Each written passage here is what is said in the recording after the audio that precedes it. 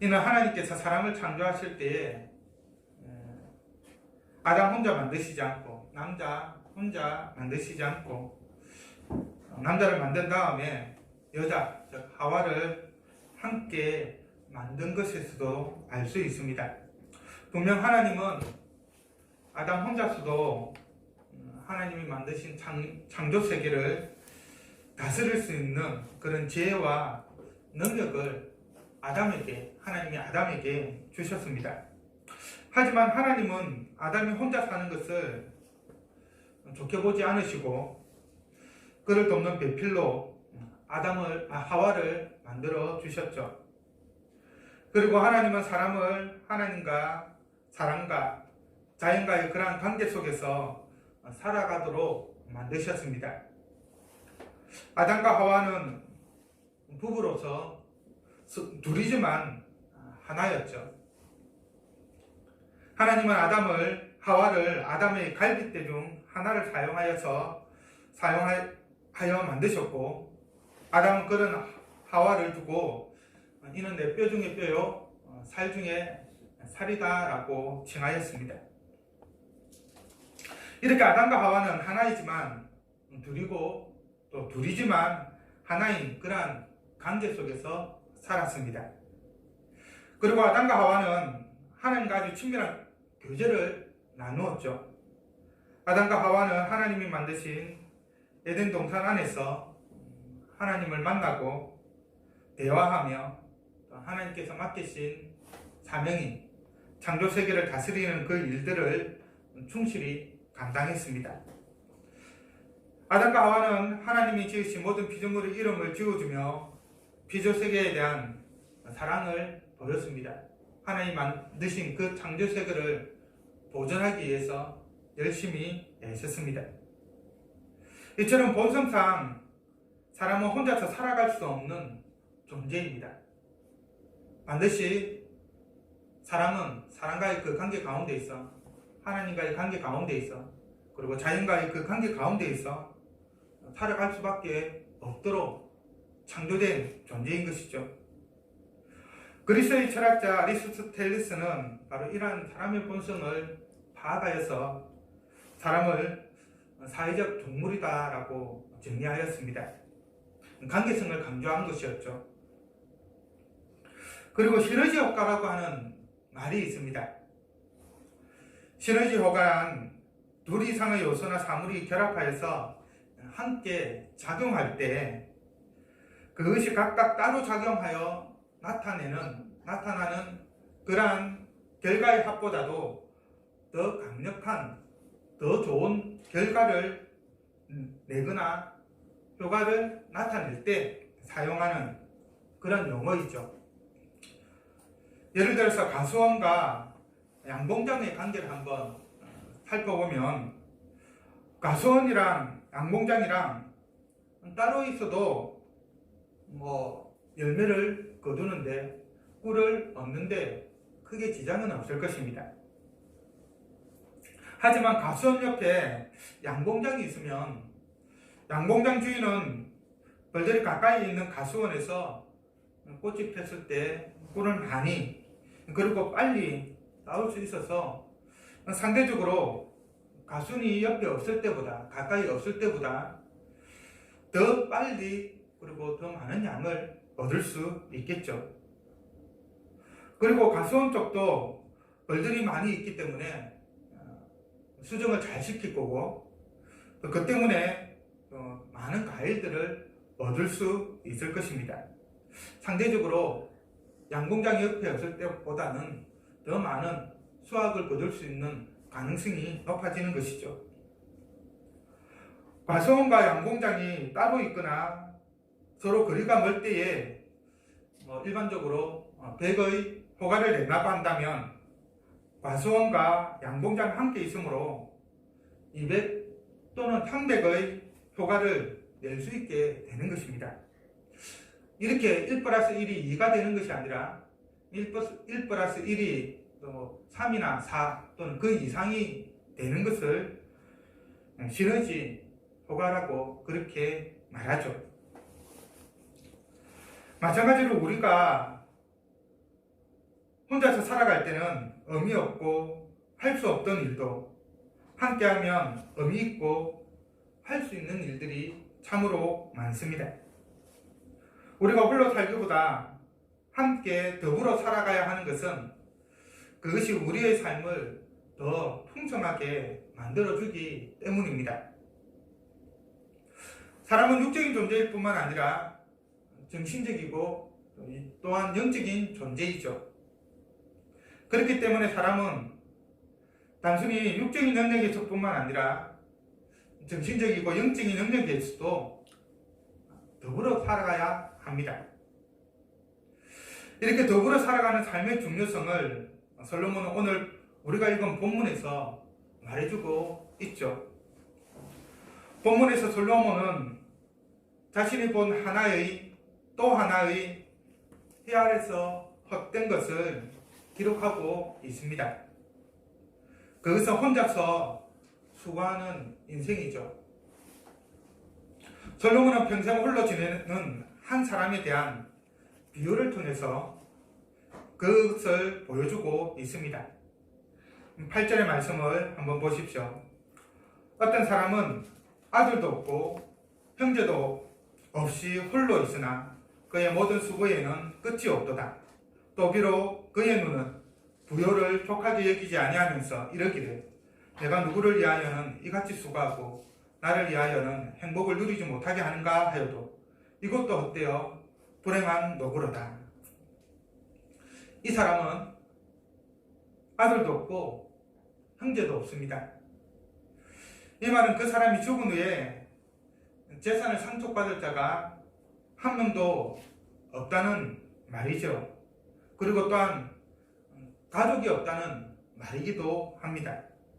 그리고 조금 더 넓은 의미에서 모든 의미 있는 인간관계를 가지고 있지 못한 사람이라고 말할 수 있습니다. 그러니까 단순히 아들도 없고 형제도 없다라는 것은 결혼을 못해서 자식이 없거나 아니면 결혼을 했는데 일찍 죽었거나 어쨌든 그런 의미로서만 이야기하고 있는 것이 아니라 사람과의 그런 관계적인 측면에서 어떠한 관계도 맺고 있지 않은 그런 사람을 말하는 것이죠.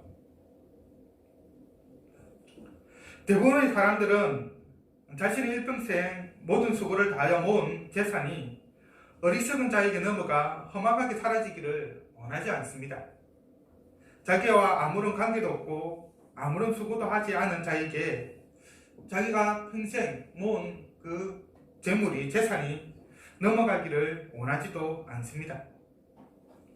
그것을 지혜로운 자나 자신과 함께 수고한 자나 자신과 밀접한 관계 속에 있는 자가 이어받아서 재산을 더 늘리기를 바라죠. 그리고 그 혜택을 누리기를 바랍니다. 그래서 그것을 가장 가까운 사람인 자식이나 형제에게 물려주고 싶어 하는 것이죠. 생명부지의 사람에게 주려고 하지 않습니다.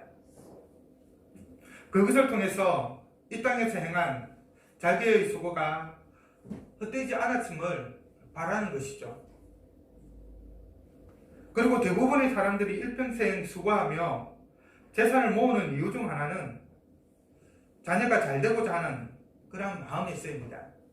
가족의 평안을 위해서 나 자신이 아니라 나의 가족을 위해서 일하는 것이죠. 돈을 버는 여러 이유와 목적 중 가장 큰 이유가 가족의 부양을 위해서가 아닐까 그런 생각을 해봅니다. 그런데 그에겐 상속받을 자도 없고 부양할 가족도 없습니다. 이 말은 곧 열심히 모든 수고를 다해 재산을 모을 필요가 꼭 필요하지 않다는 말이죠. 두 손에 가득할 정도로 많은 돈이 필요하지 않다는 뜻입니다. 한 손에만 가득할 정도의 돈만 있어도 충분하다는 것이죠. 자기가 사는 동안에 충분히 쓸 수 있는 돈만 있으면 괜찮다라는 의미입니다. 한편 아들이나 형제가 없다고 해서 굳이 홀로 지낼 필요는 없죠.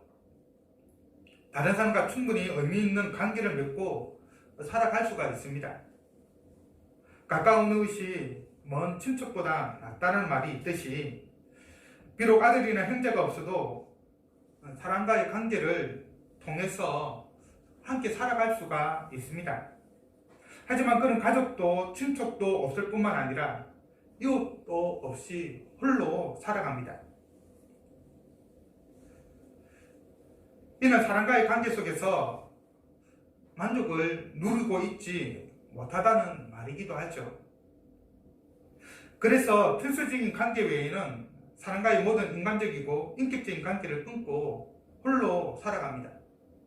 돈을 벌어야 되는 그런 상황이 있어 보면 또 장사를 해야 되면 사람과를 만나겠지만 비상적인 관계 그 이상도 그 이하도 아닌 관계가 되는 것이죠. 그냥 알고만 지낼 뿐 그 사람이 자기의 인생에 있어서 아무런 영향도 미치지 못하고 자기도 영향을 주지 못하는 것입니다. 그렇게 홀로 살아가는 것입니다. 그러면서 이 사람이 처한 삶의 방식이 무엇입니까?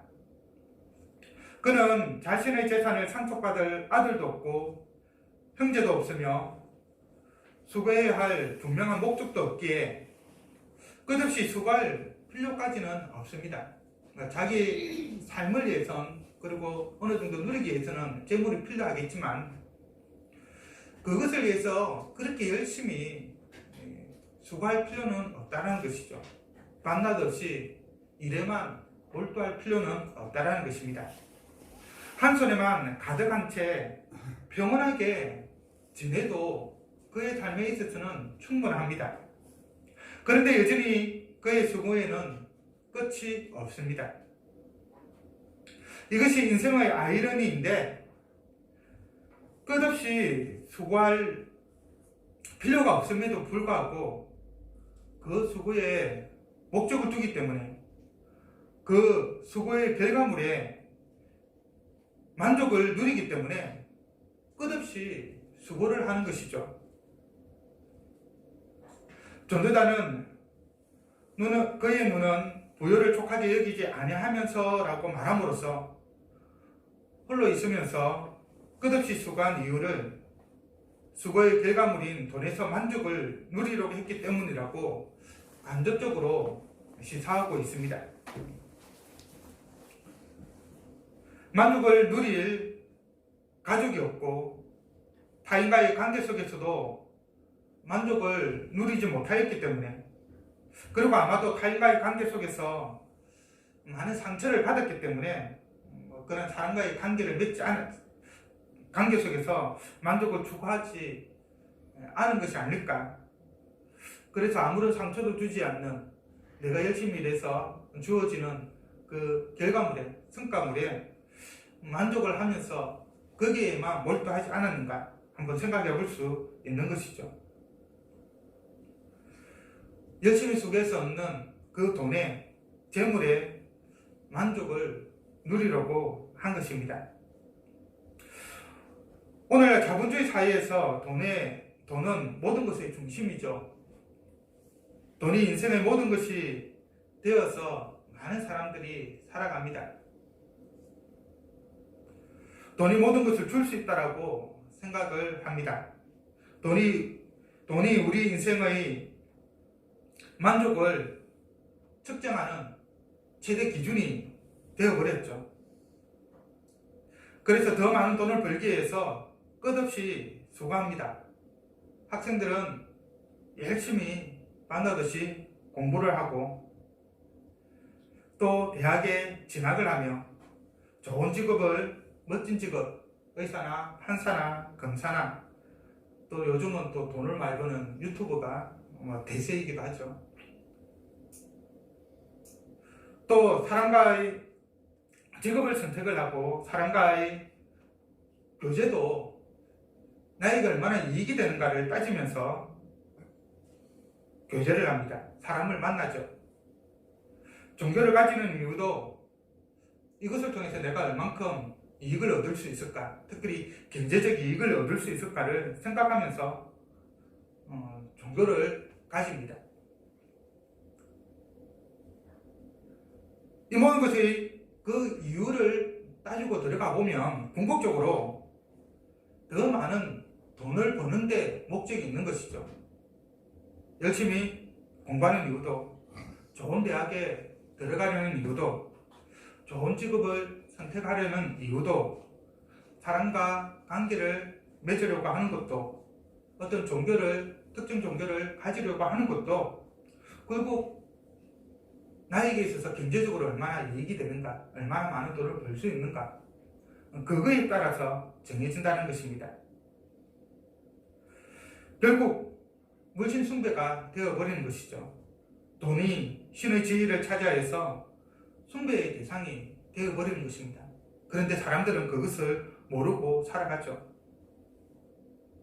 안타깝게도 돈이, 재물이 우리의 인생에 아주 중요한 위치에 들어서지만 그만큼 우리의 인생에 만족을 주지는 못합니다. 순간적인 만족은 주겠죠. 아무래도 없는 것보다 많이 있으면 또 그것을 통해서 얻을 수 있는 것들이 많이 있기 때문에 충분한 만족을 줍니다. 그러나 그것도 잠시이죠. 영원한 만족은 하나님만이 우리에게 줍니다. 예수님은 재물과 하나님을 겸하여 섬길 수 없다라고 우리에게 말씀하고 계시죠. 재물에서 만족을 누리려고 하지 말기를 바랍니다. 하나님이 내려주시는 그 복과 은혜와 사랑과 평강과 위로 안에서 참으로 만족을 누리기를 원합니다. 영적인 것이 먼저 우선이 되기를 원합니다. 사라질 것에 우선순위를 두고 만족을 누리지 않기를 바랍니다. 한편 아들도 없고 형제도 없이 홀로 사는 사람은 끝없는 수고를 통해 많은 부를 얻어 거기서 만족을 누리려고 했지만 인생의 황혼기에 들어서서도 만족을 얻지 못했습니다. 이만큼 얻으면 만족할까? 이거보다 더 얻으면, 지금보다 더 얻으면 만족할까? 끊임없이 수고하여서 많은 재산을 얻었는데 죽기 직전까지도 만족을 못한 것이죠. 오히려 인생의 허무함만 느낄 뿐이었습니다. 그래서 자신의 인생에 대한 반성을 합니다. 내가 누구를 위하여는 이같이 수고하고 나를 위하여는 행복을 누리지 못하게 하는가? 여기서 내가 누구를 위하여는 이라고 해서 어떤 특정한 대상을 위해서 수고한 것처럼 이야기하는데 여기서 너는 빼는 것이 좋을 것 같습니다. 그냥 본인이 스스로를 생각하기에 내가 누구를 위해서 이렇게 수고했는가? 나 자신이었는가? 아니면 다른 사람이었는가? 한번 생각해 보는 것이죠. 이를 공동 번역은 누구 좋은 일 시키려고 아무 즐거움도 모르고 이 고생을 했는가라고 번역을 합니다. 조금 더 이해하기가 쉽죠. 나의 수고가 누구를 위한 것인가? 누구의 즐거움인가? 결국은 만족을 위해서 이 일을 했는데 아무런 만족도 행복도 누리지 못하지 않았는가? 자신을 반성하는 것이죠. 그리고 표준 세번역은 어찌하여 나는 즐기지 못하고 사는가? 도대체 내가 누구 때문에 이 수고를 하는가? 라고 번역합니다. 이 말이 참으로 아이러니하죠. 이 사람에게는 자녀도 없고 형제도 없습니다. 그리고 특별히 친하게 지내는 그런 사람도 없습니다. 그래서 근데 자기는 생각이랍니다. 내가 누구 때문에 이 수고를 하는가? 다 자기의 수고가 의미 없다라고 말하고 있는 것이죠. 스스로 그렇게 생각하고 있는 것입니다. 부자이지만 홀로 있는 사람은 자신의 삶을 뒤돌아보면서 도대체 내가 누구를 위해 이렇게 열심히 수고하여 돈을 모았단 말인가? 결국은 자기 자신을 위해서 벌었는데 그러면 자기 자신을 위해서 이 부가 충분히 사용되었는가? 라고 했을 때 뒤에는 이야기하죠. 내가 즐기지는 못하였구나. 자기 자신을 위한 것도 아니었다라고 말하고 있는 것이죠. 도대체 나는 무엇을 위해서 이렇게 일만 하고 재물을 쌓았단 말인가? 나는 정말 행복한가? 내가 쌓은 재물로 나는 인생을 얼마나 즐겼는가? 재물은 많지만 도대체 어떻게 사용했지 모르겠구나. 일만 하다 보니 돈 쓰는 법을 잊어버렸구나. 많은 돈은 있지만 아무 쓸모가 없구나. 죽으면 이 모든 재물이 도대체 무슨 소용이 있단 말인가? 이렇게 자기 자신을 후회하면서 인생을 회복하고 있는 것입니다. 그런데 이런 반성이 인생 막바지에 이루어졌기 때문에 전도자는 이것도 헛되어 불행한 노고다라고 말합니다. 저는 여기에서 참으로 슬픔, 감정을 느꼈는데, 안타까움을 느꼈는데, 그것은 바로 그 사람의 모든 수고가 행복이 아니라 불행한 노고였다는 겁니다. 특별히 이 노고라는 말 앞에 불행하다라는 말을 첨가하고 있어서 그의 삶이 얼마나 참 헛된 내 정열을 열정을 쏟았는지를 단적으로 보여주고 있죠. 홀로 있으면서 모든 인간관계를 거부하고 돈에서 만족을 얻으려고 했던 사람의 모든 수고에 대해서 헛되다고 말하고 특별히 불행하다고 말한 것은 그의 삶이 얼마나 비극적인 삶인가를, 얼마나 비참한 삶인가를 단적으로 보여줍니다. 우리 인생의 모든 끝없는 수고가 결과적으로 헛된 것으로, 불행한 것으로 판명된다고 한다면 내가 살아온 인생 모든 것들이 다 무의미하게 되어진다면, 그것만큼 부정되어진다고 한다면 이것만큼 비극적이고 또 우리를 비참하게 하는 것은 아마 없을 것입니다. 행복을 추구한 모든 것이 결국은 불행으로 우리를 인도하였다니, 이 얼마나 비참하고 비극적인 일이며 슬프고 애통한 일입니까? 다음으로 솔로몬은 홀로 사는 것보다 함께 더불어 사는 삶이 더 가치 있는 삶을 사는 것임을 우리에게 보여줍니다. 9절의 말씀을 보십시오. 두 사람이 한 사람보다 나음은 그들이 수고함으로 좋은 상을 얻을 것입니다. 여기서 말하는 두 사람은 단순히 숫자상 두 명을 말하는 것이 아닙니다. 여러 사람을 의미합니다.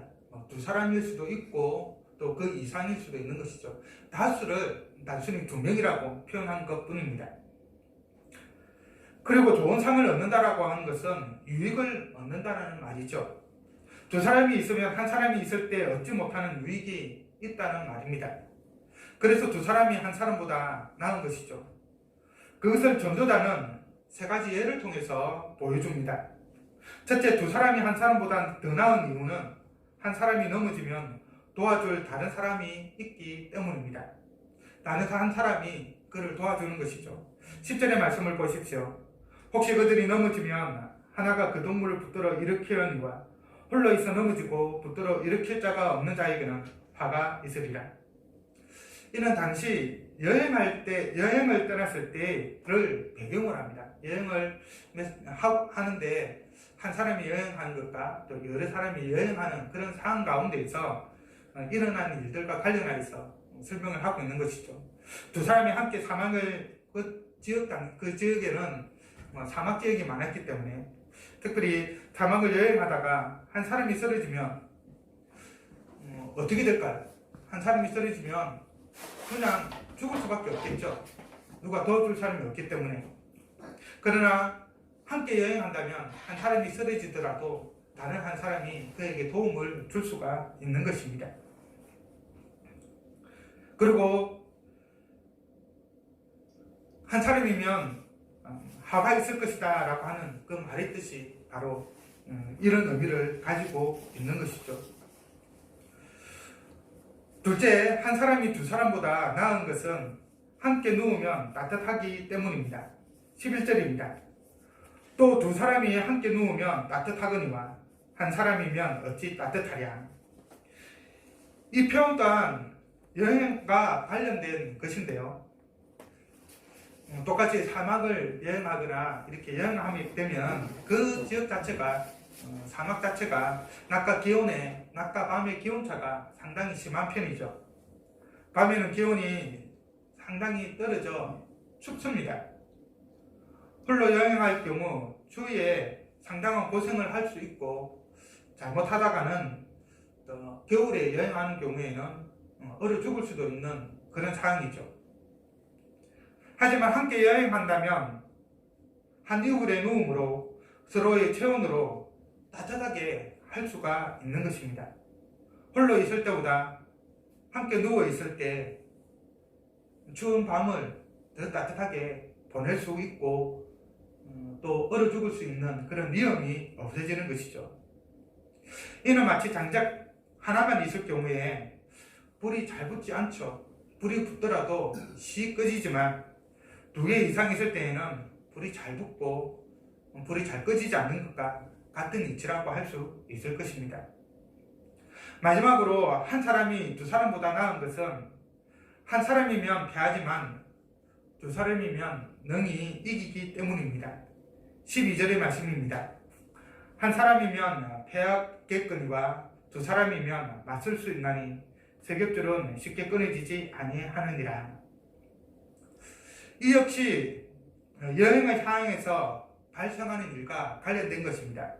당시에는 여행 중에 도둑이나 강도를 만날 확률이 상당히 높았습니다.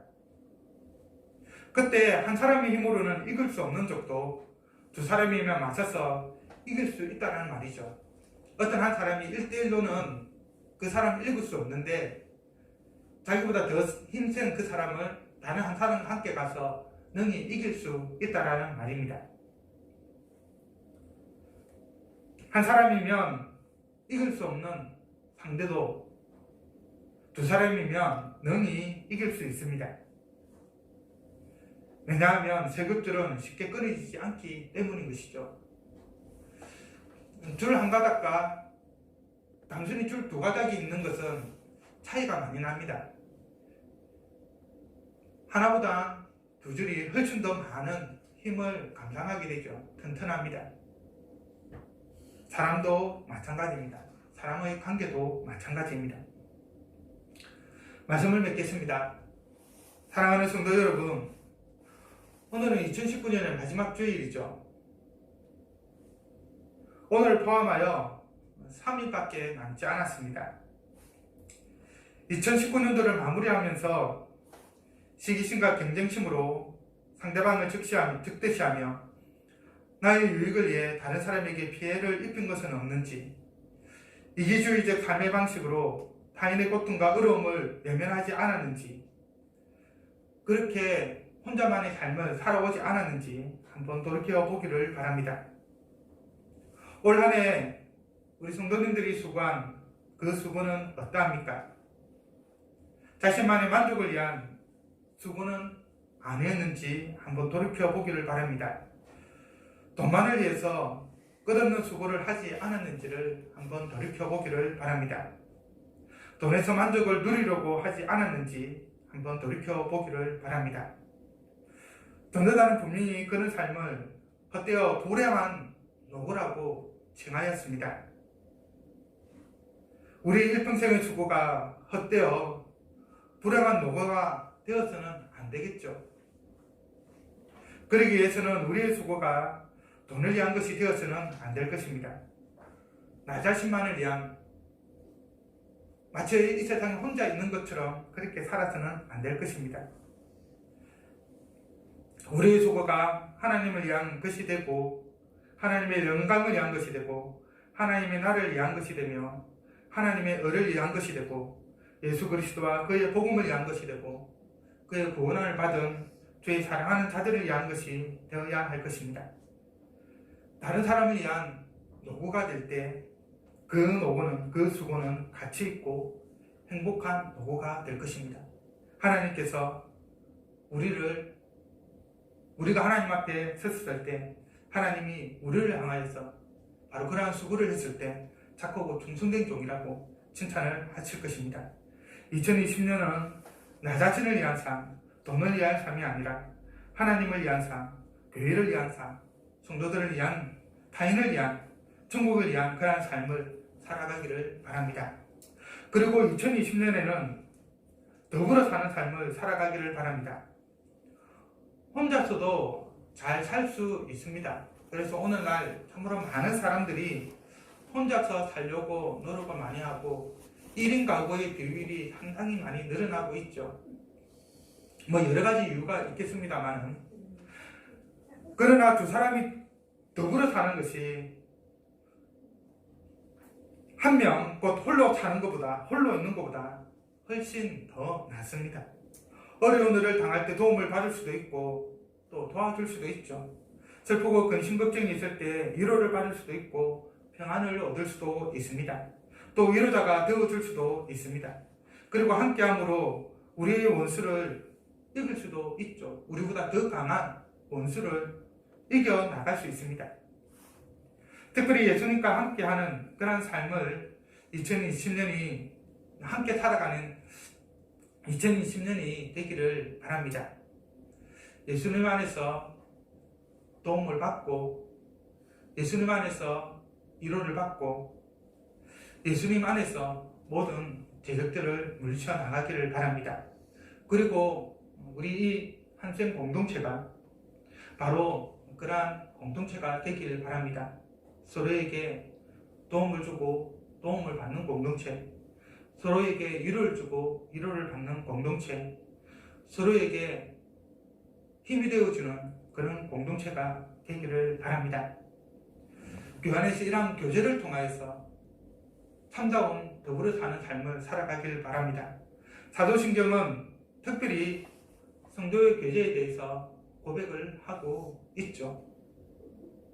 교회 안에서 성도의 교제를 나누는 것은 참으로 중요합니다. 오늘 많은 사람들이 교회에 왔다가 특별한 교제를 나누지 않고 떠나는 경우가 많이 있는데, 사도신경이 그런 고백을 통해서 본다고 한다면 그것이 바른 신앙생활이라고 말할 수는 없을 것입니다. 2020년에는 성도의 교제를 통하여서 함께 더불어 사는 삶을 실천하고 그것을 통해서 인생의 만족을 누리는 우리 모두가 되기를 간절히 바랍니다.